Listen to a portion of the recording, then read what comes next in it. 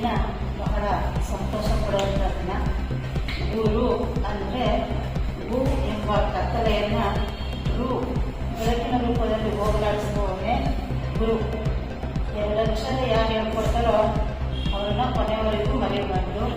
ನಮಗೆ ಇಲ್ಲಿ ಆರೋಗ್ಯದ ಪಾಠವನ್ನು ಹೇಳ್ಕೊಡ್ತಾ ಇದ್ದಾರೆ. ಬಹಳ ಮೊದಲು ಬರುವಾಗ ಅವರ ನಾಚಿಕೊಂಡು ಹಂಚಿಕೊಂಡು ನನಗೆ ವಯಸ್ಸಾಗೋಯ್ತು ಎದುರ್ಕೊಂಡು ಬರ್ತಾ ಇದೆ. ಈಗ ತುಂಬ ಸಂತೋಷವಾಗುತ್ತೀನಿ. ಮತ್ತು ಮಲಕೊಂಡ ತಕ್ಷಣ ನಿದ್ದೆ ಬರುತ್ತೆ, ಆರೋಗ್ಯ ಚೆನ್ನಾಗಿದೆ.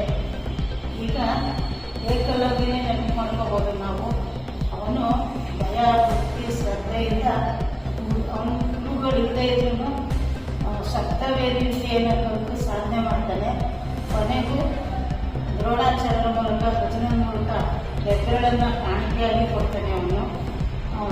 ಅವನಿಗೆ ಗುರು ಅಂದರೆ ಎಷ್ಟು ಭಕ್ತಿ ಇತ್ತು, ಅವನು ಎಷ್ಟು ಚೆನ್ನಾಗಿ ಕಲ್ತ್ಕೊಂಡಿದ್ದ.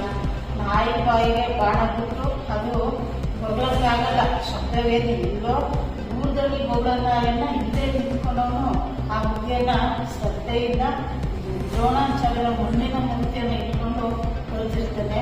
ಆದರೆ ನಮಗೆ ಕಣ್ಣು ಕಾಣ್ತಾ ಇರ್ತಕ್ಕಂಥ ಅಲ್ಲಮ ಪ್ರಭುಗಳು ಇಷ್ಟು ಚಿಕ್ಕ ವಯಸ್ಸಲ್ಲಿ ರಾಷ್ಟ್ರೀಯ ಮಟ್ಟದಲ್ಲಿ ಬಹುಮಾನವನ್ನು ತಗೊಂಡಿರೋದು ನಮ್ಮೆಲ್ಲರಿಗೂ ಹೆಮ್ಮೆಯ ವಿಷಯ.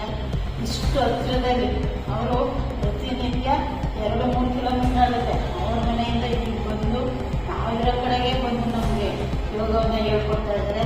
ಇದು ನಮ್ಮೆಲ್ಲರಿಗೂ ಸಂತೋಷ ತರುವಂಥ ವಿಷಯ.